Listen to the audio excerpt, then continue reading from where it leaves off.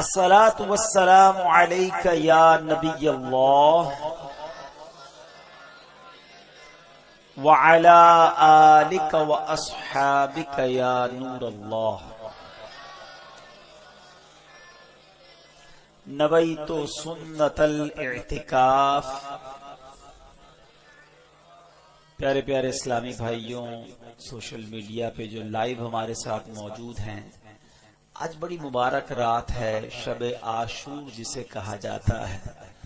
اللہ کریم سے دعا کرتے ہیں کہ مولا کریم آج رات کی برکتیں ہم سب کو نصیب فرمائے، ہم سب کا جمع ہونا اپنے دربار میں قبول فرمائے، اور اہل بیت اطہار بالخصوص شہدائے کربلا و اسیران کربلا کا فیضان ہم سب کو نصیب فرمائے۔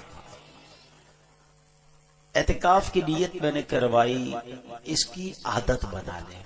اب دیکھیں کل عاشورہ ہے، انشاءاللہ کل بھی اس مسجد میں عصر سے مغرب محفل نعت کا، مناجات کا، بیان کا اور دعا کا سلسلہ ہوگا، افطار کا بھی انتظام ہوگا۔ تو یہ یاد رکھیں کہ جب مسجد میں ہم آ جاتے ہیں، اب کھانا پینا، سونا، سحری، افطاری یہ سب ناجائز ہے، یہ سب منع ہے، مگر ہم بھول جاتے ہیں اور پھر اچانک پیاس لگتی ہے تو پانی پی لیتے ہیں، مسجد میں افطار کر لیتے ہیں۔ تو ایسی پرٹیکولرلی ایسی مضبوط عادت بنا لیں۔ ایک عادت وہاں ہم سب کی بنی ہوئی ہے کہ ہم جب مسجد میں آتے ہیں نا تو ہمارے چپل آٹومیٹکلی پیروں سے اتر جاتے ہیں، ہمیں یاد نہیں کرنا پڑتا، ہمیں پتہ ہے مسجد میں چپل نہیں پہننی، ٹھیک ہے نا۔ بالکل اسی طرح جب مسجد میں آئے نا تو ایسی پکی عادت کر لیں کہ خود ہی دل میں یہ زبان سے ہم اعتکاف کی نیت کر لیں، تاکہ جتنی دیر مسجد میں رہیں ہمیں اعتکاف کا ثواب ملتا رہے گا۔ اور یہ جو ضمناً چیزیں ہیں، کھانا پینا، سحری، افطاری، یہ بھی جائز ہو جائے گا، ورنہ ایسا نہ ہو کہ ہم روزہ بھی رکھیں اور مسجد میں افطار بھی کریں، اعتکاف کی نیت بھول جائیں اور گناہگار ہو جائیں۔ تو یہ وہ تھوڑی سی ہے باریک چیز، مگر اس کو اپنی ہیبٹ میں لے آئیں تاکہ انشاءاللہ یہ ہمیں ایکسٹرا ثواب بھی ملے اور ہم اس گناہ سے بھی محفوظ ہو جائیں۔ درود پاک پڑھنے کے بے شمار فضائل و برکات ہیں۔ مصطفیٰ جان رحمت، شمع بزم ہدایت صلی اللہ تعالی علیہ وسلم کے بہت سارے فرامین، حدیثوں کی کتابیں بھری ہوئی ہیں فضائل درود میں، اور کچھ بڑے خوبصورت واقعات بھی کتابوں میں فضائل درود میں لکھے۔ ایک بڑا پیارا واقعہ ہے، اور مولا علی شیر خدا کرم اللہ تعالی وجہ الکریم سے اس کا بڑا خاص ٹچ ہے اس واقعے کا، تو میں نے سوچا یہی واقعہ بیان کرتے ہیں۔ کہ ماجرا یہ ہوا کہ ایک بار ایک فقیر چند غیر مسلموں کے پاس گیا بھیک مانگنے کے لیے۔ ان لوگوں کے بالکل سامنے مولا علی شیر خدا کرم اللہ تعالی وجہ الکریم بھی جلوہ فرما تھے۔ وہ لوگ جانتے تھے کہ ان کے پاس بظاہر مال و دولت کم ہوتا ہے، یہ بھی خاندان مصطفیٰ کا کمال ہے کہ یہ وہ لوگ تھے جو نبی پاک کے خاندان کے لوگ تھے، مگر فقر اختیاری اختیار کیا تھا۔ یہ چاہتے تو نبی پاک سے عرض کرتے، خود پیارے آقا کا فرمان ہے جس کا مضمون ہے کہ میں چاہوں تو یہ پہاڑ میرے ساتھ سونے کے بن کر چلنا شروع ہو جائیں۔ نبی پاک کے پاس تو خزانوں کی کمی نہیں تھی، آپ بھی فقر اختیاری یعنی غربت اختیار کرتے تھے، ڈیلیبریٹلی اپنے پاس مال نہیں رکھتے تھے، اور یہی انداز میرے آقا کے گھرانے کا بھی تھا۔ تو ان کفار نے، ان غیر مسلموں نے مذاق اڑانے کے لیے اس بھکاری سے کہا کہ جاؤ ان سے مانگ لو، مولا علی کی طرف اشارہ کیا، تو وہ بھکاری آپ کے پاس آ گیا۔ اچھا وہ سامنے ہی بیٹھے تھے، تو مولا علی شیر خدا سے کہا آپ بھی مجھے اللہ کے نام پہ کچھ دیں۔ تو بظاہر اپیرنٹلی کوئی کیش نہیں تھا آپ کے پاس، کوئی چیز نہیں تھی دینے کے لیے، تو آپ نے کیا کیا کہ اس کی ہتھیلی پر 10 بار درود پاک پڑھ کر دم کر دیا، اور فرمایا ہاتھ بند کر لو، مٹھی بند کر لو، اور جاؤ وہ جو سامنے جنہوں نے بھیجا نا ہمارے پاس، ان کے پاس جا کے کھول دینا۔ اچھا وہ دوبارہ ہنسنے لگے کہ کچھ بھی نہیں دیا، پھونک مار دی اور کہا مٹھی بند کر لو۔ اب جب وہ فقیر سامنے جا کر اپنی مٹھی کھولتا ہے تو اس مٹھی میں سونے کی اشرفی ہوتی ہے جس کو دینار کہا جاتا ہے۔ اب جب یہ کرامت دیکھی تو کئی لوگ اس میں کلمہ پڑھ کر مسلمان ہو گئے۔ تو یہاں جو ہے درود پاک کی فضیلت بھی پتہ چل رہی ہے اور پڑھنے والے کی فضیلت بھی پتہ چل رہی ہے کہ اللہ کریم نے اپنے نیک بندوں کو کیسے کمالات سے نوازا، اور درود پاک جو ہے یہ ہماری زندگی میں شامل رہنا چاہیے، زیادہ سے زیادہ پڑھتے رہا کریں۔ اب یہ بڑی مبارک آج کی رات ہے، کل کا دن بڑا مبارک ہے، پرسوں ویسے ہی جمعہ ہے، تو یہ جو ہمیں یوں سمجھے کہ نور اللہ نور یہ جو وقت ملا ہوا ہے نا، یہ خاص درود پڑھنے کا، تلاوت کرنے کا، نوافل پڑھنے کا، درود نبی پاک پر بھی پڑھیں، ان کی آل پر بھی پڑھیں، ہے نا، کئی ایسے درود ہے جس میں آل و اصحاب تمام پر درود ہے، تو وہ پڑھتے رہا کریں تاکہ یہ دن ہے ان پر درود بھیجنے کے۔ اللہ مجھے اور آپ کو کثرت کے ساتھ درود پاک پڑھنے کی توفیق عطا فرمائے، محبت کے ساتھ باواز بلند درود پاک پڑھ لیں۔ صلو علی الحبیب صلی اللہ تعالی علی محمد صلی اللہ علیہ وسلم۔ پیارے پیارے اسلامی بھائیوں، آج یقیناً ہم عاشورہ کا دن کل ہے اور آج شب عاشور ہے، اس بارے میں سننے کے لیے اور سیکھنے کے لیے جمع ہوئے ہیں۔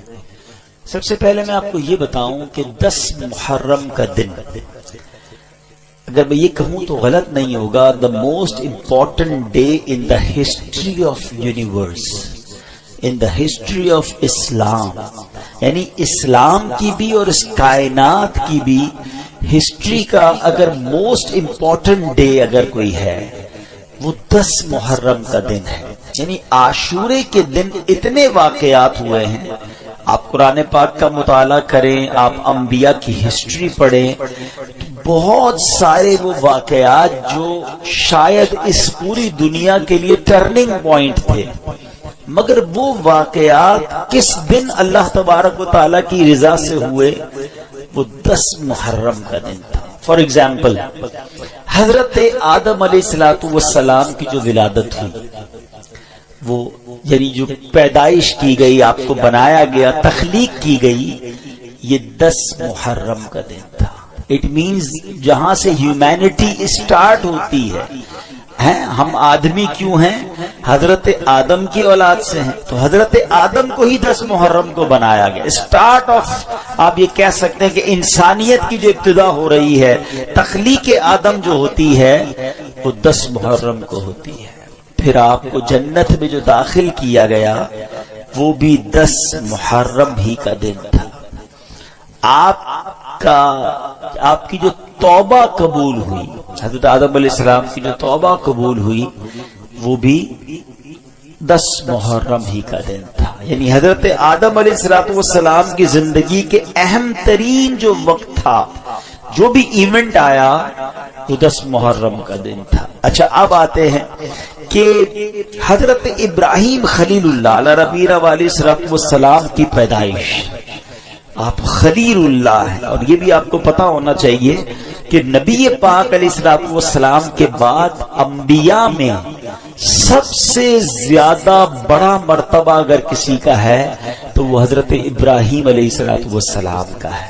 سارے دینوں میں یہ ایک بات بڑی سگنیفیکنٹ ہے کہ 4 جو بڑے آسمانی کتابیں تھیں اور آج بھی جو آسمانی دین کہلاتے ہیں، اس میں سب میں حضرت ابراہیم کی بڑی جو ہے نا یوں سمجھے کہ عزت ہے، احترام ہے اور ان کا مقام ہے۔ بہت کمال کی ہستی ہے، کبھی انشاءاللہ موقع ملا تو حضرت ابراہیم کی ہسٹری پر بہت کچھ ہے ان کی ہسٹری میں، مگر ان کی ہسٹری میں بھی ان کی لائف کا بھی جو ٹرننگ پوائنٹ تھا کہ جب آپ کو نمرود کی آگ سے بچایا گیا، آپ کو آگ میں جو ڈالا گیا تھا اور وہ آگ میں سے جو آپ نجات ملی آپ کو، وہ بھی 10 محرم ہی کا دن تھا۔ آپ سمجھ رہے ہیں بات کو؟ اچھا، اب آگے چلتے ہیں۔ حضرت موسیٰ علیہ السلام، سبحان اللہ، قرآن میں سب سے زیادہ جس نبی کا ذکر ہے وہ حضرت موسیٰ علیہ السلام ہے. آپ کی زندگی میں بھی بڑے پیچ و خم ہیں، اور one of the historical history اگر پڑھیں حضرت موسیٰ علیہ السلام کی سیرت کو عقل حیران ہو جاتی ہے. اور کتنی جگہ قرآن نے حضرت موسیٰ کے واقعات کو بیان کیا، بنی اسرائیل کے واقعات کو بیان کیا، مگر سب سے اہم واقعہ اگر کہا جائے کہ جب فرعون سے آپ کو نجات ملی، جو دریائے نیل میں فرعون کو غرق کیا گیا اور بنی اسرائیل کو نجات ملی، یہ آپ کی زندگی کا اہم ترین پوائنٹ تھا، ڈے تھا.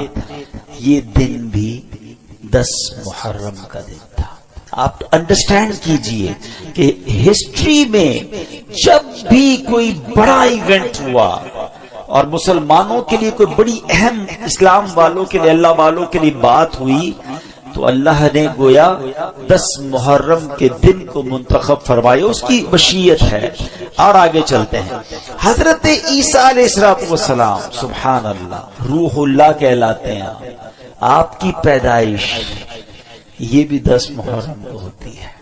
اچھا، پھر ان کی زندگی کا ایک وہ پوائنٹ ہے جو آج تک بہت سارے مذاہب میں ڈسپیوٹ ہے. ہم مسلمانوں کا عقیدہ یہ ہے کہ آپ کو آسمانوں پہ اٹھا لیا گیا ہے، آپ آج بھی زندہ ہیں. وہ والا زندہ ہے، ایسے تو ہر نبی زندہ ہے، مگر آپ کو ابھی تک موت ہی نہیں آئی ہے، جس کو ہر نبی کو، ہر انسان کو آنے کا وعدہ ہے. تو حضرت عیسیٰ علیہ السلام جو ہیں، ان کو جو آسمانوں پر اٹھایا گیا، وہ دن بھی 10 محرم کا دن تھا. اچھا، پھر اسی طرح حضرت نوح علیہ السلام، حضرت نوح علیہ السلام کے بارے میں بھی معلوم ہونا چاہیے ہمیں. آپ کو آدم ثانی کہا جاتا ہے. اچھا، کیوں کہا جاتا ہے؟ کہ حضرت آدم سے تو ساری دنیا چلی، ساری نسل بنی نوع انسان چلی، مگر ایک وقت ایسا آیا کہ جب حضرت نوح علیہ السلام کی قوم پر طوفان آیا نا، تو آپ کو حکم دیا گیا کہ ایمان والوں کو کشتی میں بٹھا کے اب طوفان میں اب وہ کشتی چلنے لگ گئی. تو لوگ کتنے تھے اس کشتی میں؟ 80 لوگ تھے. یہاں ایک درس بھی ہے کہ حضرت نوح علیہ السلام نے 950 سال اپنی قوم کو اللہ کی طرف بلایا. and after a struggle of more than 950 years کتنے لوگ ایمان لائے؟ only 80 لوگ ایمان لائے. اس میں ان لوگوں کے لیے درس ہے جو کہتے ہیں یار نیکی کا کام کرنے میں دل نہیں لگتا، کامیابی تو ملتی نہیں، میں تو کوشش کرتا ہوں کوئی ساتھ نہیں دیتا. تو یاد رکھیے، میرا اور آپ کا کام کوشش کرنا ہے. کامیابی دینے والی ذات رب کائنات کی ہے. کوانٹٹی دیکھ کر مرعوب نہ ہو جایا کرو. اس میں ایک میسج یہ بھی ہے، یار اتنے سارے لوگ اس کی بات مانتے، کچھ تو ہوگا. اتنے سارے لوگ اس کے مرید ہیں، اتنے سارے لوگ اسے پہچانتے ہیں، اتنے سارے لوگ اس کے پیچھے بھاگتے ہیں، تو کچھ تو ہوگا. کوانٹٹی، یہ مائٹ از آلویز رائٹ کا فارمولا ہی غلط ہے. ہاں، جو اللہ رسول سے سچی محبت کرے، اللہ تبارک و تعالیٰ کا پیارا ہو، وہ رائٹ ہے، چاہے تھوڑے کیوں نہ ہو. اب اللہ پاک نے کیا کیا؟ 80 لوگ تھے. یہ 80 لوگ جب کشتی میں گھوم رہے تھے، تقریباً 6 مہینے تک یہ کشتی گھومتی رہی.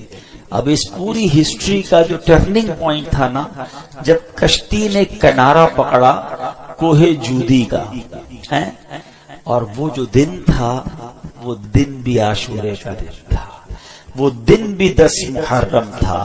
اور فرام دیٹ ڈے دنیا دوبارہ ریوائیو ہوئی، اور 80 لوگوں سے پھر یہ دنیا چلنا شروع ہوئی.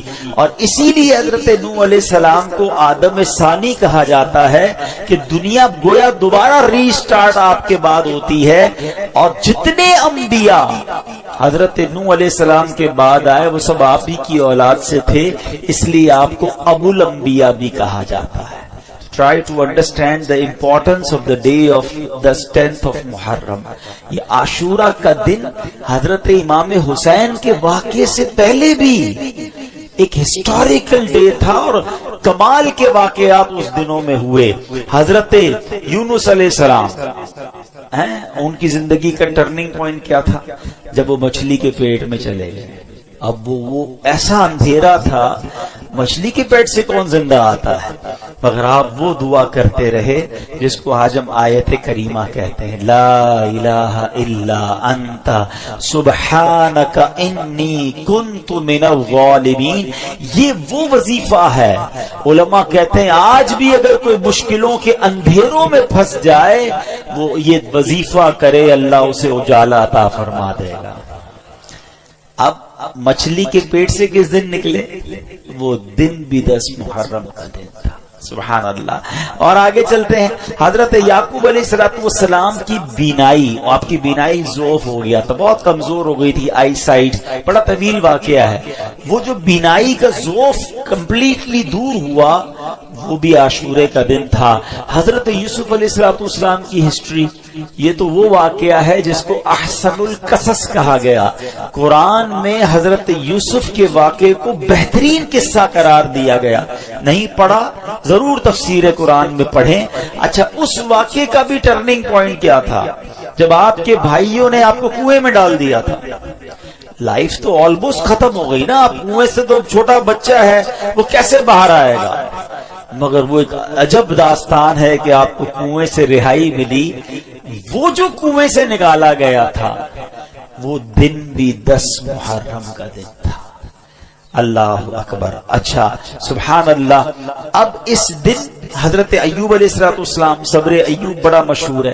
آپ کی تکلیف جو دور کی گئی، جس دن صبر ایوب کا امتحان ختم ہوا اور آپ سے بیماری ختم ہوئی، وہ دن بھی 10 محرم کا تھا. اور اللہ کریم نے اس دن بہت ساری انوینشنز بھی کی ہیں. ہم کہتے ہیں نا فلاں تاریخ کو فلاں چیز بنائی گئی، فلاں تاریخ کو فلاں چیز بنی، ڈیٹس یاد ہوتی ہیں. آؤ میں بتاتا ہوں کہ اس دن سبحان اللہ میرے رب عز و جل نے عرش، کرسی، آسمان، زمین، سورج، چاند، ستارے اور جنت، یہ سب بنائے وہ دن بھی عاشورے کا ہی دن تھا. اور ایک اور بات بتاؤں،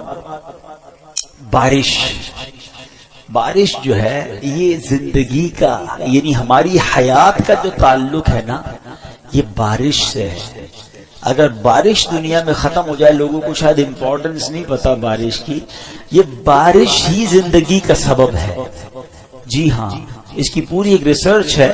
خیر آج بیان کا موضوع کچھ اور، ایک ہلکا سا ٹچ دے دیتا ہوں. پانی the source of water for the universe. ہماری زندگی میں، ہماری پوری کائنات میں جو راستہ ہے نا پانی آنے کا، وہ صرف بارش ہے. ورنہ 67% تو کھارا پانی ہے. باقی دنیا کو پانی کیسے ملتا؟ 8 ارب انسان تقریباً، ٹھیک ہے جناب، ملٹی پلائی بائی 10، 80 ارب اس وقت جانور ہیں، ملٹی پلائی بائی 10. یہ الگ تحقیق ہے کہ ہر جو زمینی جانور ہیں وہ 10 ٹائمز ہوتے ہیں اور اس سے 10 ٹائمز جو ہے وہ پرندے ہوتے ہیں. تو 800 ارب پرندے دنیا میں ہیں. ان سب کو پانی چاہیے، تمام پودوں کو پانی چاہیے، ہم سب کو پانی چاہیے. ہمیں روز پانی ملتا ہے، جتنا چاہیے اتنا ملتا ہے اور وداؤٹ کاسٹ ملتا ہے. یہ تو ہماری مرضی ہے منرل واٹر پیتے ہیں، ورنہ آج بھی 8 ارب لوگوں کے لیے اللہ نے فری آف کاسٹ پانی پوری دنیا میں اویلیبل رکھا ہے. ٹھیک ہے، یہ پانی کدھر سے آتا ہے؟ کتنا کروڑوں خربوں گیلن روز کا یوزیج ہے. اب ذرا اس کی تھوڑی سی، یہ جو پانی پیتے ہیں نا، جب جی چاہتا ہے پانی پی لیتے ہیں. یہ پانی پیو تو کبھی سوچا کرو یہ پہنچانے کا نظام کیسا شاندار ہے. سائنس کہتی ہے سمندر سے ایوپریٹ ہوتا ہے پانی، بادلوں میں جاتا ہے. ٹھیک ہے، آج تک کروڑوں اربوں گیلن اوپر جاتا ہے. کبھی ہم نے پائپ لائن نہیں دیکھی. یہ اللہ کریم نے کیسی پائپ لائن بنائی ہے جو نظر نہیں آتی اور یہ پانی اوپر چلا جاتا ہے. چلے بھائی اوور ہیڈ ٹینک میں چلا گیا. تقریباً جتنے بیٹھے ہیں سارے فریکوینٹ فلائر ہیں. کئی بار جہاز میں بیٹھے بادلوں سے گزرے، کہیں کوئی ٹینک نظر نہیں آیا. کدھر ہے وہ ٹینک جو بادلوں میں ہے؟ نظر نہیں آتا، مگر وہ سیکیور ہے بادلوں میں. جب رب چاہتا ہے بارش برستی ہے. چلے جناب یہ بھی سمجھ آ گیا یہ پانی تو کھارا اوپر گیا تھا. آج اتنی سائنس ترقی کر گئی, کتنے بلین ڈالر جناب پلانٹس میں لگائے, بڑے تجربے کیے, جب جا کے سمندر کا پانی پینے کے قابل بنایا, مگر ایسا میٹھا شاید وہ اب بھی نہیں بنا سکے. مگر یہ سارا سمندر کا پانی اوپر جاتا ہے, جب نیچے برستا ہے تو کیسا میٹھا اور لذیذ ہوتا ہے. سب سے اچھا منرل واٹر آج سائنس کہتی ہے, قرآن نے پہلے کہہ دیا بارش کا پانی مائے مبارک ہے, اس میں شفا ہے, لیکن آج سائنس کہتی ہے the most beautiful clear crystal water جو منرل واٹر ہے وہ بارش کا پانی ہے. چلے جناب وہ کدھر فلٹر ہوا, ادھر کون سا پلانٹ ہے جو نظر ہی نہیں آتا. میں اور آپ کئی بار بادلوں میں جہازوں میں گئے, کوئی ایک سائڈ تو فلٹر پلانٹ نظر آیا ہو. اچھا جناب فلٹر بھی ہو گیا. اب اس کے بعد جناب اگر بارش کا پانی سمندر کے بخارات سے بنتا ہے تو بارش تو کراچی میں برستی, پنجاب میں کیسے برستی؟ ہمارے پاس سمندر تھا, ان کے پاس تو نہیں ہے. پوری دنیا میں کئی ایسے ملک ہیں جہاں سمندر ہی نہیں ہے, وہاں بارش کیسے ہو جاتی ہے؟ اللہ اکبر. رب نے ان بادلوں کی ٹرانسپورٹیشن کا انتظام کیا, ہوا کا نظام بنایا, یہ بادل کو لے کر چلتی ہے اور ہر اس جگہ پر جا کر پانی پہنچتا ہے جہاں انسان کو ضرورت ہے. اچھا بارش برسی, کسی نے کٹورا بھرا, کسی نے جناب ٹینک بھر لیا, بارش ختم ہوئی, پھر پانی ختم ہو جاتا, کیسے ملتا, دوبارہ کیسے ملتا؟ تو سبحان اللہ, ہم فریج بناتے ہیں ٹھنڈا پانی کرنے کے لیے, اللہ نے ناردرن ایریاز میں ایسے فریج بنا دیے کہ جہاں یہ بارش کا پانی کولڈ اسٹوریج میں اسٹور ہو جاتا ہے. سائنس بتاتی ہے کہ اب بھی ایسے کئی گلیشیئر ہیں جو 100 سال سے زیادہ وقت ہو گیا پگھلے ہی نہیں ہیں, وہ اسٹور موجود ہے. جب گرمیوں میں کھپت بڑھتی ہے اب پانی پگھلنا شروع ہوتا ہے, نہروں میں آتا ہے, پورے پاکستان میں یا پوری دنیا میں جہاں ضرورت ہوتی ہے ان علاقوں میں پانی پہنچتا ہے. لوگ کہتے ہیں انڈر گراؤنڈ ٹینک ہونے چاہیے. اللہ نے زمین کو کیسی صلاحیت دی ہے, جتنا پانی ہم نے پینا ہے ہم نے پیا, زمین کو ضرورت تھی زمین نے پیا, ایکسٹرا پانی زمین کے اندر اسٹوریج ہو گیا, جب ہمیں ضرورت پڑی ہم بورنگ کرتے ہیں, اندر سے پھر صاف پانی نکل آتا ہے. یہ نظام اگر آپ سمجھ لینا پورا تو ہر گھونٹ پہ کہنے کو جی چاہے گا فَبِأَيِّ آلَاءِ رَبِّكُمَا تُكَذِّبَانِ. اب بتاؤ, اور آپ کو پتا ہے یہ بارش جب اتنی اہم ہے نا, تو زمین پر سب سے پہلی بارش جب برسی تھی نا وہ دن بھی 10 محرم کا دن تھا. تو یہ ہے 10 محرم کا دن. یہ دن گھومنے پھرنے کا دن نہیں ہے, لوگ پکنک منانے جاتے ہیں, چھٹیاں مل گئی اب جناب گھومنے پھرنے جا رہے ہیں. یہ بڑا ہسٹوریکل ڈے ہے, یہ عبادت کا دن ہے, اللہ کو یاد کرنے کا دن ہے.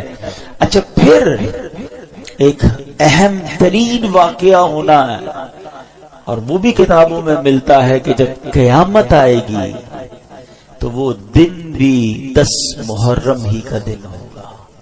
تو ٹرائی ٹو انڈرسٹینڈ, 10 محرم کے دن تمام جانور خوف زدہ ہوتے ہیں, آپ کو پتا ہے, ہمیں نہیں پتا ہوتا, انسان تو گھوم پھر رہا ہوتا ہے کہ ان کو یہ خوف ہوتا ہے کہ کہیں قیامت نہ آ جائے, لیکن ہمیں یہ احساس ہونا چاہیے. اور پھر اسی دن وہ واقعہ ہوا کہ 1400 سال کے قریب وقت گزر گیا ہے کہ امام علی مقام, امام عرش مقام, امام تشنا کام, امام حسین رضی اللہ تعالیٰ عنہ ان کے رفقا کو کس بے دردی سے اس کربلا کے میدان میں پیاسا شہید کیا گیا.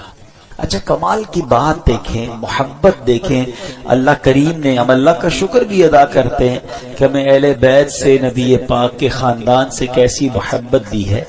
ہم میں سے کئیوں کے والدین کا انتقال ہو گیا ہے, ماں سے بڑھ کر تو کوئی نہیں نا, والد سے بڑھ کر تو کوئی نہیں, لیکن جیسی تکلیف ان کے انتقال کے وقت ہوئی تھی 2-3 سال 4 سال میکسیمم 5-7 سال کے بعد وہ تکلیف نہیں ہوتی ہے, وہ تکلیف نہیں ستاتی. مگر 1400 سال ہو گئے ہیں, جب بھی کربلا کا واقعہ سنتے ہیں, جب بھی امام حسین اور ان کے خاندان کی مظلومیت سنتے ہیں تو آنکھوں میں آنسو آ جاتے ہیں، دل تڑپنے لگ جاتا ہے کہ یہ کیا کیا تھا ان لوگوں نے. شاعر لکھتے ہیں نا، جن کو دھوکے سے کوفے بلایا گیا، جن کے بچوں کو پیاسا رلایا گیا، جن کی گردن پہ خنجر چلایا گیا، اس حسین ابن حیدر پہ لاکھوں سلام.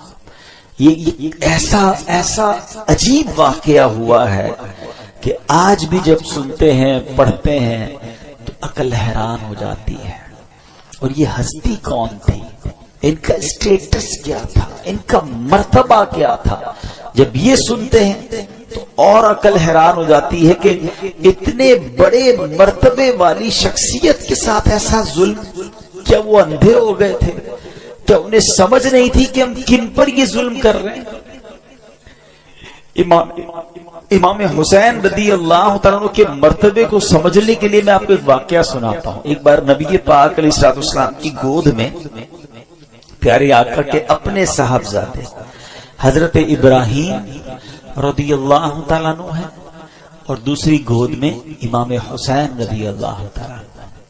جبریل امین آئے اور عرض کرتے ہیں حضور اللہ تعالیٰ ان دونوں کو آپ کے پاس جمع نہیں فرمائے گا، ایک ان دونوں میں سے یعنی دنیا سے چلے جائیں گے. اب آپ ڈیسائیڈ کریں. یہ اختیار دیا گیا کہ آپ کے اپنے بیٹے یا آپ کے نواسے، کس کو رکھنا چاہیں گے؟ پیارے آقا علیہ الصلوۃ والسلام کی امام حسین سے محبت دیکھیں. پیارے آقا فرماتے ہیں کہ اگر ابراہیم جاتے ہیں تو مجھے تکلیف ہوتی ہے، اور حسین جاتے ہیں تو مجھے بھی ہوگی، علی کو بھی ہوگی، فاطمہ کو بھی ہوگی رضی اللہ تعالی عنہم اجمعین. نبی پاک نے گویا امام حسین کو سلیکٹ کیا. کچھ ہی دنوں کے بعد پیارے آقا کے صاحبزادے حضرت ابراہیم کا وصال ہو گیا، اور نبی پاک امام حسین کو کہا کرتے تھے یہ وہ میرا بیٹا ہے جس کے لیے میں نے اپنے بیٹے کو قربان کیا ہے. لیول آف لو سوچیں کتنا تھا، افیکشن کیسی تھی کہ اپنا بیٹا قربان کر دیا امام حسین رضی اللہ تعالیٰ عنہ. میرے آقا فرمایا کرتے حسین مجھ سے ہے اور میں حسین سے.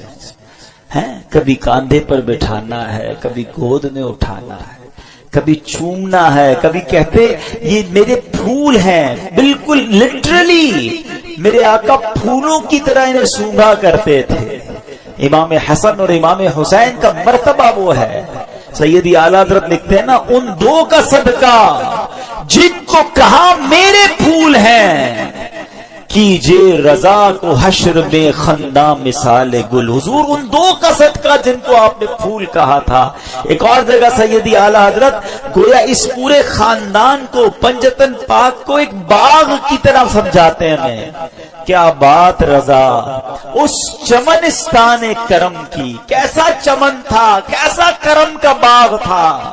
کیا بات رضا اس چمنستان کرم کی، زہرا ہے کلی جس میں حسین اور حسن پھول. یہ کیسا خاندان ہے. نبی پاک اتنی محبت فرماتے.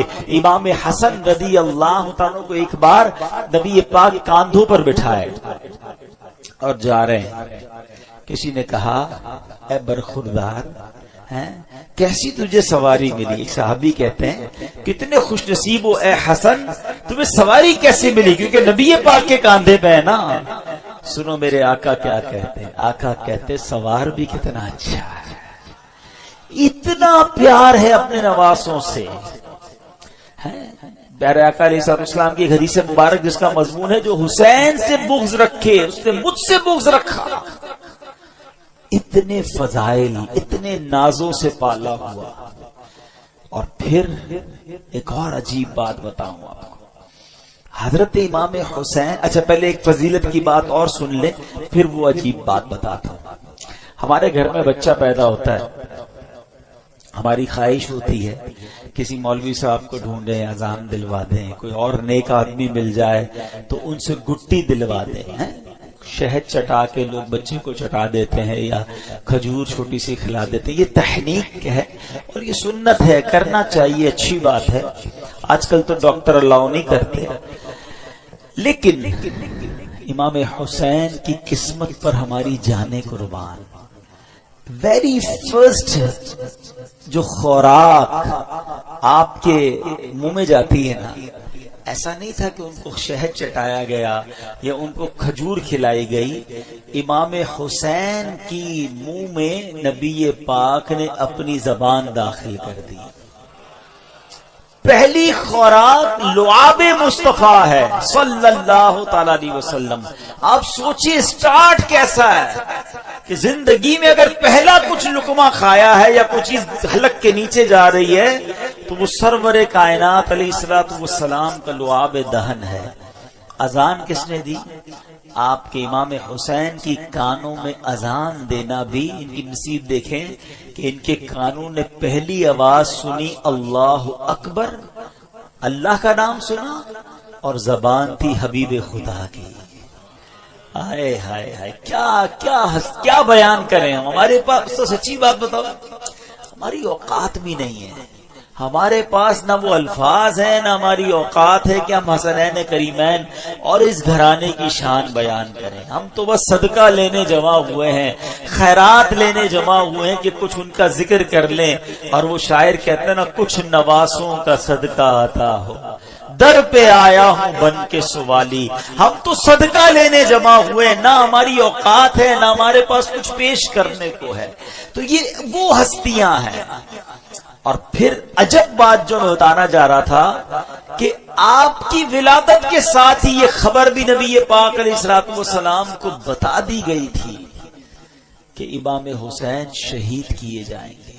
فرشتوں نے آ کر بتائی تھی, اور ایک فرشتے نے تو آپ کو اس جگہ کی بٹی بھی لا کر دکھائی کہ حضور یہ وہ جگہ ہے جہاں امام حسین کو شہید کیا جائے.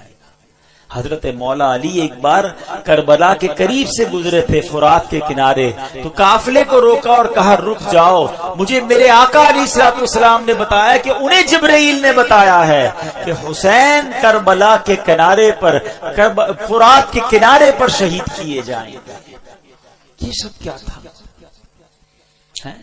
اچھا, امام حسین کو خود بھی پتا ہے, بی بی فاطمہ کو بھی پتا ہے, اور مولا علی کو بھی پتا ہے, سارے صحابہ, کئی صحابہ کو پتا تھا کہ شہید کر دیے جائیں گے. اور یہ بھی بتایا گیا کہ حضور آپ کی امت ہی شہید کرے گی. لیکن ایک بڑا جس کو کہنا کہ ریلیونٹ کوسچن پیدا ہوتا ہے کہ پوری لائف میں کہیں پر بی بی فاطمہ نے نبی پاک علیہ الصلوۃ والسلام سے عرض کیا ہو اے بابا جان, آپ حسین سے اتنا پیار کرتے ہیں, میرا بھی لخت جگر ہے, آپ اللہ کی بارگاہ میں دعا کریں یہ جو امتحان آپ نے بتایا آئے گا یہ ٹل جائے, حسین کو شہید نہ کیا جائے, اس کو اتنا ستایا نہ جائے. کبھی مولا علی نے دعا کے لیے نبی پاک سے عرض کیا ہو کہ حضور سارا مدینہ آپ سے دعا کرواتا ہے, اپنی مشکلیں حل کروانے کے لیے آپ اپنے نواسے کے لیے بھی دعا کر دینا. کسی نے دعا نہیں کروائی. What is the reason behind this? یہ بڑا امپورٹنٹ کوسچن ہے اور یہی سمجھنا ضروری ہے. Everybody knows about the incident of Karbala. سب کو معلوم تھا کہ کربلا میں ہونا ہے کچھ, شہید ہونا ہے امام حسین نے, مگر کسی نے دعا نہیں کروائی یا خود کی اس مصیبت کے ٹلنے کے لیے. سبحان اللہ, اس کا مطلب یہ ہوا everybody is prepared for that examination. یہ سب تیار تھے اس امتحان کے لیے, یہ اپنے بچے کو پال رہے تھے شہید ہونے کے لیے. یہ ہے نبی پاک کا گھرانہ. کہتے نا شاعر, زباں پر شکوے رنجو علم لایا نہیں کرتے, نبی کے نام لیوا غم سے گھبرایا نہیں کرتے. اور یہ ہم سب کے لیے لیسن ہے. آج میں اپنے بیان میں صرف آپ کو واقعہ کربلا یا اس کربلا کے جو حقائق ہے وہ نہیں بتانے آیا. یہ تو کئی بار ہم نے سنے ہیں کہ کیسے لڑائی شروع ہوئی, تو کب پانی بند ہوا, تو پہلا وار کس نے کیا, تو پہلا شہید کون ہوا. یہ واقعات ہم سنتے رہتے ہیں, مگر فرق کیا پڑتا ہے میری اور آپ کی زندگی میں؟ ہم امپلیمنٹیشن کیا لے کر جاتے ہیں؟ ہم میں سے کئی وہ ہیں جن کی زندگی میں 40 بار عاشورہ آیا ہوگا، کسی کی زندگی میں 30 بار آیا، کسی کی زندگی میں 50 بار عاشورہ آیا۔ عاشورے کا دن اتنی بار آیا، فرق کیا آیا تمہاری زندگی میں؟ تم نے فرق اپنی زندگی میں کیا سیکھا اس واقعے سے؟ آج ہم کچھ سیکھ کر اٹھے نا کہ پیغام کیا دیتا ہے کربلا کا میدان، یہ واقعہ سکھاتا کیا ہے مجھے اور آپ کو؟ پہلا میسج یہ سمجھو کہ ہر بندہ تیار تھا امتحان کے لیے، اور آج ہم ہے کہ چھوٹا سا امتحان آ جائے تو زبان پر شکوہ ہے، شکایات ہیں، کمپلینز ہیں، بس یار بہت پریشان، سر میں درد ہے کہ جاتا نہیں، پیٹ کا درد تڑپاتا رہتا ہے، بس ہر وقت کمر میں درد رہتا ہے، بھائی کاروبار بڑا ہی مندہ ہے، طبیعت میں مزہ نہیں ہے، بس یار پریشان ہوں، پتہ نہیں کیا زندگی کو ہو گیا۔ جس کو دیکھو کمپلینز ہیں، شکر نہیں ہے، اور آزمائش کے لیے پریپیئر بھی نہیں ہے، کیونکہ قرآن نہیں پڑھتے۔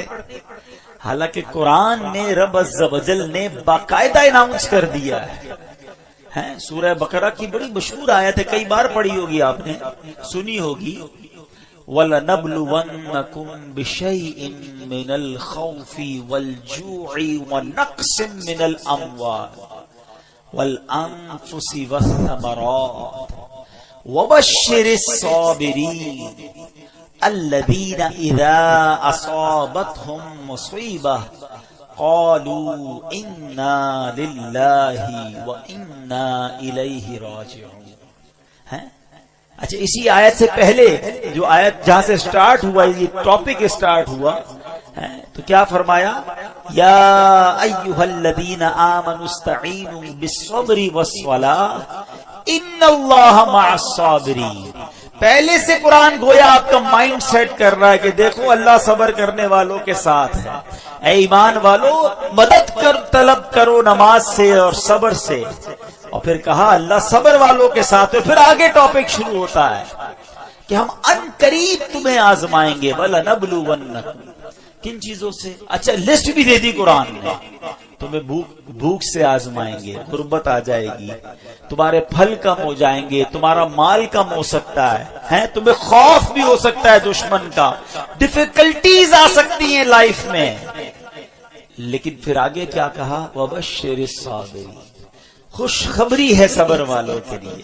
جب ان پر مشکل آتی ہے تو کہتے ہیں ہم اللہ ہی کا مال ہے اور اللہ ہی کی طرف لوٹائے جائیں گے۔ تو اس کا مطلب یہ ہوا کہ ایسا نہیں ہوگا کہ زندگی میں کبھی مجھ پر اور آپ پر کوئی پرابلم نہیں آئے گی، آ چکی، آگے بھی آئیں گی، لیکن قرآن کہتا ہے خوشخبری ہے صبر والوں کے لیے کہ جب پرابلم آتی ہے تو پریپیئر ہوتے ہیں، اللہ کا شکر ادا کرتے ہیں، صبر کرتے ہیں۔ کربلا کا میدان، کربلا کا یہ انسیڈنٹ صبر کا درس دیتا ہے۔ آج سے نیت کرے کہ مشکلوں پر بے صبری نہیں بلکہ صبر کا دامن تھامیں گے، اللہ کی رضا پر راضی رہیں گے۔ اب آگے چلتے ہیں۔ یہ کربلا کا جب واقعہ ہوتا ہے تو امام حسین رضی اللہ عنہ کو تو دھوکے سے بلایا گیا نا، آپ تو لڑنے تو گئے نہیں تھے، لڑنے کے لیے کون بچوں کو اور فیملی کو لے کے جاتا ہے؟ آپ کو تو باقاعدہ معزز مہمان کے طور پر بلایا گیا تھا کہ حضور آپ آئیں اور آ کر ہمیں بچائیں، ہم یزید کی بیعت نہیں کرنا چاہتے، ہم آپ کی بیعت کرنا چاہتے ہیں۔ اور آپ پر چونکہ اتنے خطوط آ گئے، اتنی ریکویسٹ آ گئی کہ شرن آپ پر ضروری ہو گیا کہ اگر آپ نہ جاتے، کچھ لوگ کہتے نہیں جانا چاہیے تھا، اگر امام حسین نہ جاتے تو وہ کوفے والے قیامت کے دن اللہ کی بارگاہ میں عرض کرتے کہ مولا ہم نے تو امام کو بلایا تھا، وہ نہیں آئے، ہم نے مجبوراً یزید کی بیعت کر لی۔ تو امام پر گویا شرعاً لازم ہو چکا تھا کہ آپ ان کی بیعت کر لینے کے لیے، ان کی ہدایت کے لیے، کیونکہ وہ بلا رہے تھے، آپ جاتے، اور آپ نے بہت خوبصورت پلان ترتیب دیا، خطوط آ چکے تھے، ایویڈنسز موجود تھے، مگر آپ نے کراس چیک کرنے کے لیے مسلم بن عقیل رضی اللہ تعالیٰ کو بھیجا کہ آپ جائیے وہاں جا کر پہلے حالات دیکھیے، پھر آپ بتائیں گے تو ہم آ جائیں گے۔ حضرت مسلم بن عقیل پہنچتے ہیں، سب لوگوں نے بڑا ویلکم کیا، ہزاروں لوگوں نے آپ کی بیعت کر لی، اور آپ نے خط لکھ دیا امام حسین کو کہ حضور یا تو ایوری تھنگ از اوکے، ہر بندہ آپ کے لیے انتظار میں ہے، آپ آئیے۔ انفارچونیٹلی دیکھیں کہ خط ادھر پہنچتا ہے، امام حسین ادھر روانہ ہوتے ہیں اور ادھر کوفے والوں نے غداری کی اور وہاں حضرت مسلم بن عقیل سے دھوکہ کیا، آپ کو شہید بھی کر دیا گیا۔ حضرت مسلم بن عقیل کے بچوں کو بھی شہید کیا گیا، اور حضرت مسلم بن عقیل رضی اللہ عنہ آخری وقت تک کہتے رہے کہ کاش میں وہ خط نہ لکھتا۔ آج کل کا دور تو تھا نہیں کہ کال کر دی جاتی، کوئی ذرا واٹس ایپ کر دیا جاتا، ایک خط پہنچ چکا تھا امام حسین کے پاس کہ جناب ایوری تھنگ از اوکے، آپ ٹریول کر چکے، اور ادھر حضرت مسلم بن عقیل کو شہید کر دیا گیا۔ اب آپ جب کربلا کے قریب پہنچتے ہیں اور آپ کو ریزسٹ کیا جاتا ہے، آپ کو انٹرسپٹ کیا جاتا ہے، جو یزیدی لشکر تھا، اب یہ لشکر 22,000 کا لشکر ہے۔ ایک بڑا ریلیونٹ کوسچن ہے کہ 72 لوگ ہیں جن میں بچے بھی ہیں، عورتیں بھی ہیں، ان سے لڑنے کے لیے یا ان کو گرفتار کرنے کے لیے اتنا بڑا لشکر کیوں بھیجا گیا؟ 1000-2000 آدمی بھیج دیے جاتے، کیونکہ یہ تو ویل ایکوپڈ بھی نہیں تھے، کیونکہ یہ جنگی ساز و سامان لے کر بھی نہیں گئے تھے، وہ سارے ایکوپڈ تھے، سارے جناب ساز و سامان کے ساتھ آئے تھے۔ تو جواب یہ ملتا ہے کہ وہ جانتے تھے کہ ان کی رگوں میں شیر خدا کا خون ہے، یہ اتنا آسانی سے ہاتھ نہیں آئیں گے، اگر یہ لڑنے پر آ گئے تو 2-4 ہزار تو مسئلہ ہی کوئی نہیں ان کے لیے ہے۔ تو اس لیے خوف کے عالم میں 22,000 کا لشکر بھیجا گیا۔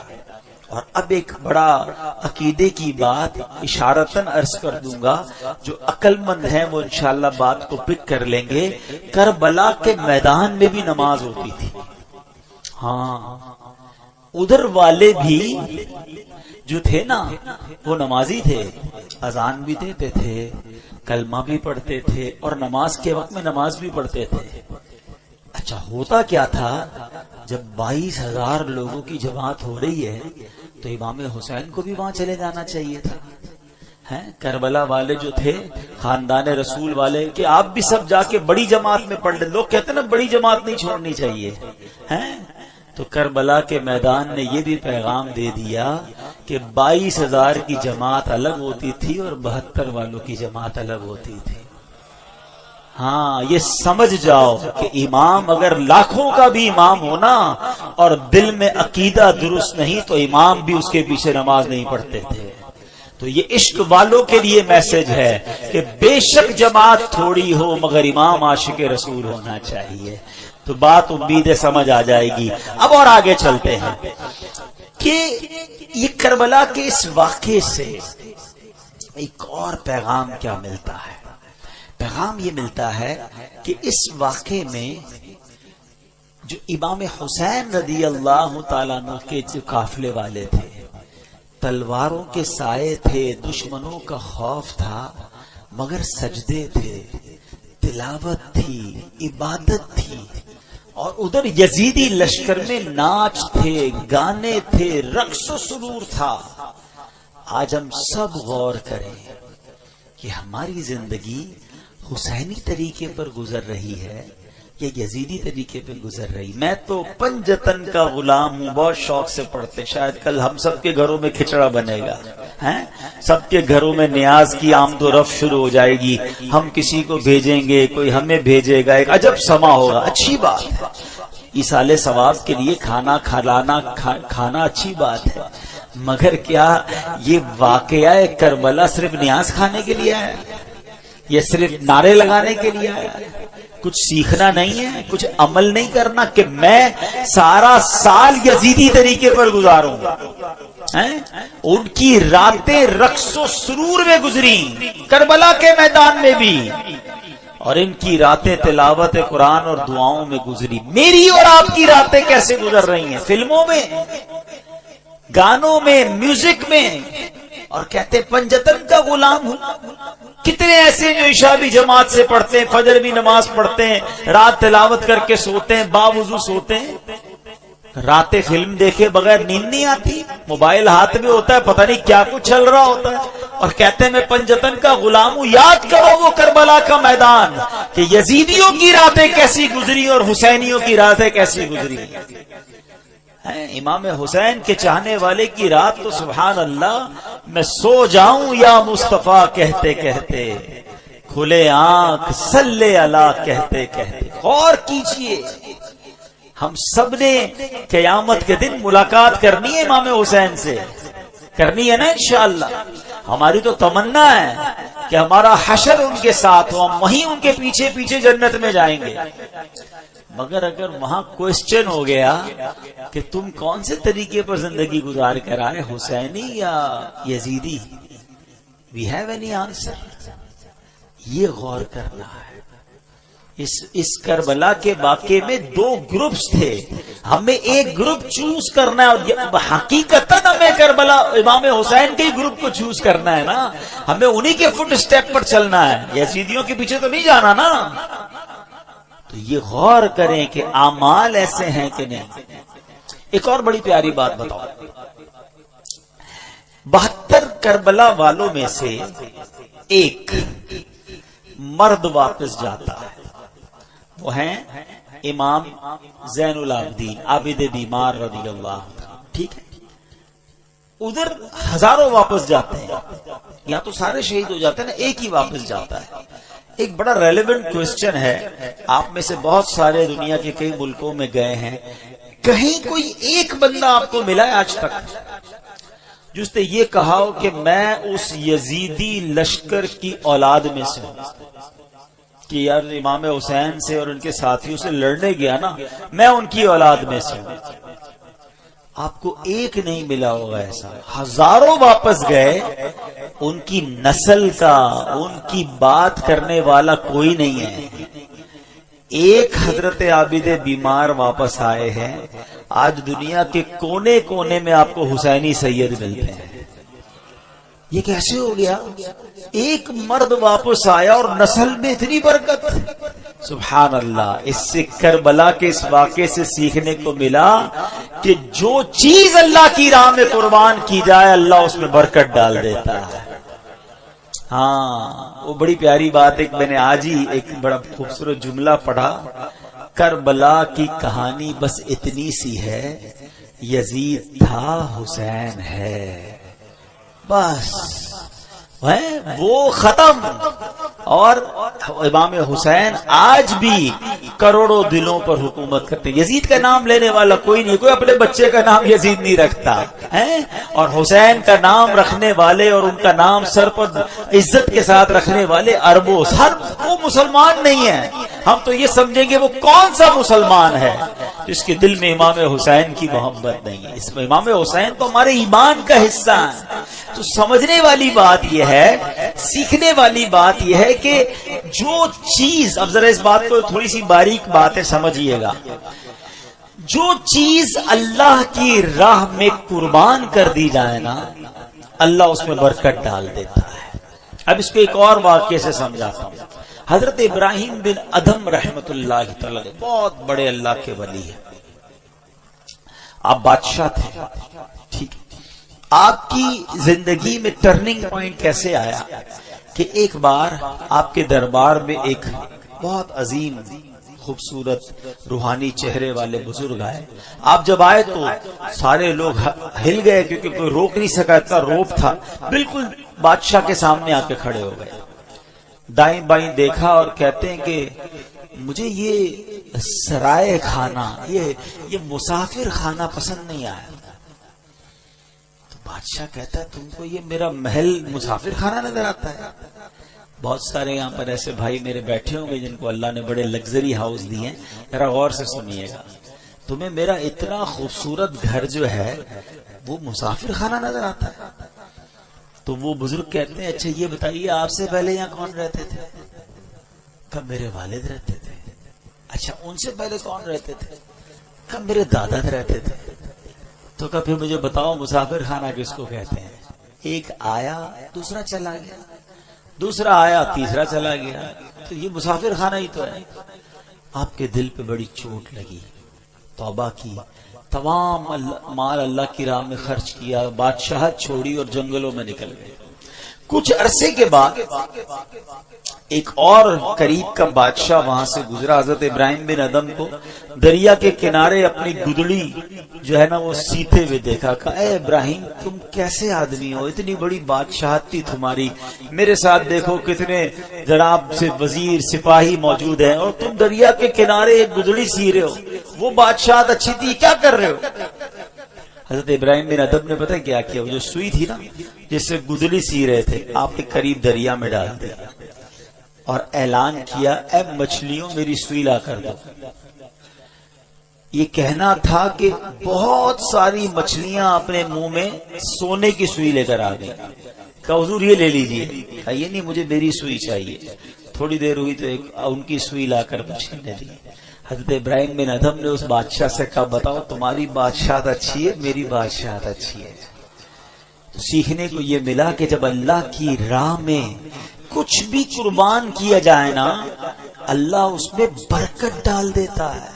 اب اس سے آپ اپنی ساری لائف کو ازیوم کر لیں، اگر آپ چاہتے ہیں کہ آپ کی صحت میں برکت ہو، آپ اپنی باڈی کو اپنے جسم کو اللہ کی راہ میں استعمال کریں، نماز پڑھیں، دین کے کام میں یوز کریں، اللہ آپ کی صحت میں برکت ڈال دے گا۔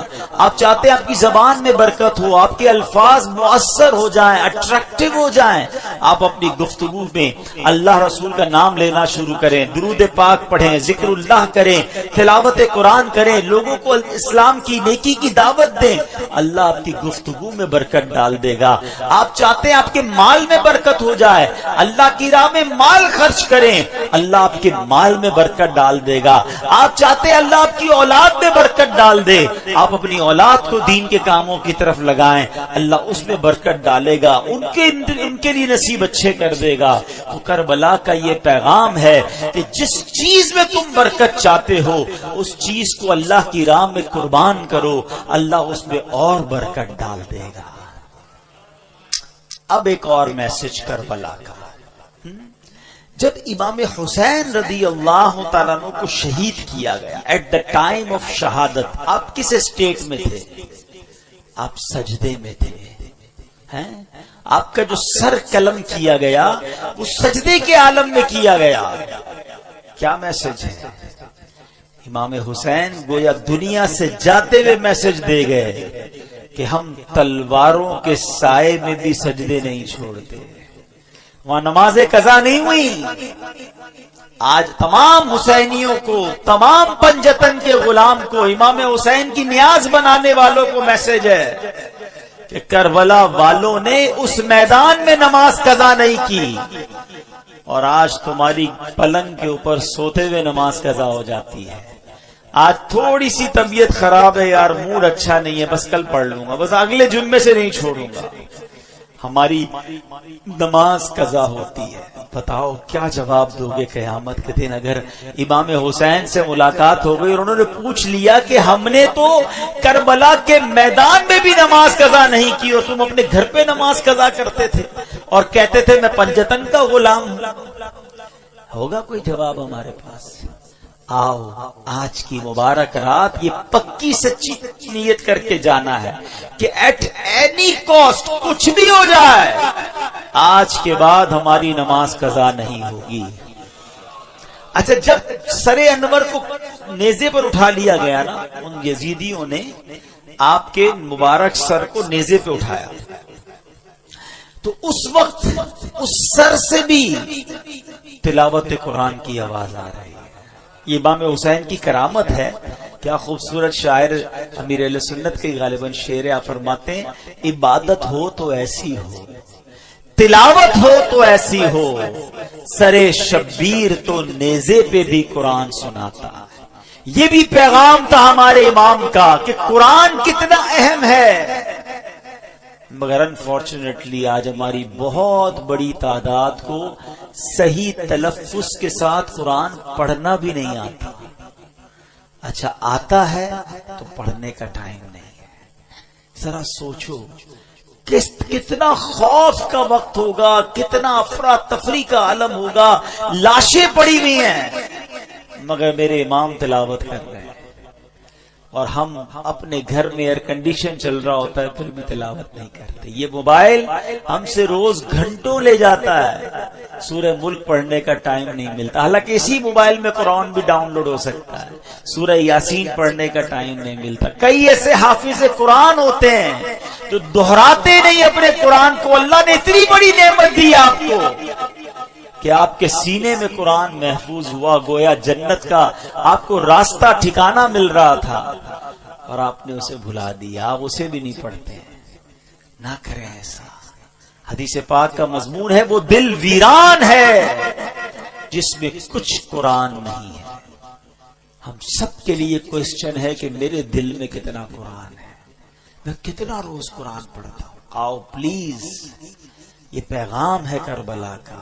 امام حسین کی روح بھی بہت خوش ہوگی۔ گفٹ دینا چاہتے ہو نا اپنے امام کو، ہیں ایصال ثواب کرنا چاہتے ہو، لنگر بنا کر، کھچڑا بنا کر اور جناب نیاز بانٹ کر ضرور کریں، مگر اس بار تھوڑا وہ پنجابی میں کہتے ہیں نا ذرا وکھرا، ذرا ہٹ کے آؤ، ذرا ایصال ثواب بھی کریں کہ کھچڑا ضرور بنائیں، نیاز بھی بنائیں، مگر اس بار نیازی کے ساتھ ساتھ نمازی بن کے ہم امام حسین کو ایصال ثواب کریں۔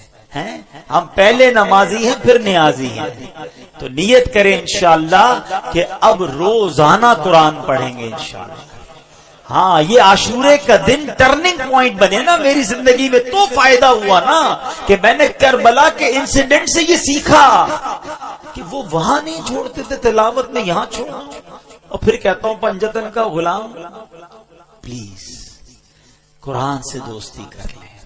اب آتے ہیں ایک اور میسج، اور یہ بڑا امپورٹنٹ ہے، کافی بزنس کمیونٹی کے لوگ بیٹھے ہیں۔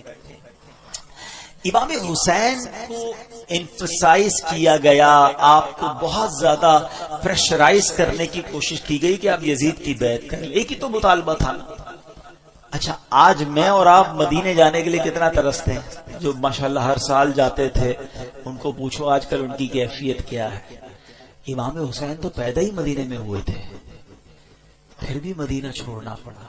پہلے مکے آ گئے، 5 مہینے مکے میں رہے آپ تاکہ کوئی کسی طرح معاملہ ٹل جائے، لیکن جب اس کے بعد بھی معاملہ نہیں ٹلا اور کوفیوں کے لیٹر آتے رہے تو پھر آپ کوفہ گئے۔ مدینہ چھوڑنا پڑا، سب کچھ چھوڑنا پڑا، خاندان چھوڑنا پڑا، پھر شہید بھی ہو گئے۔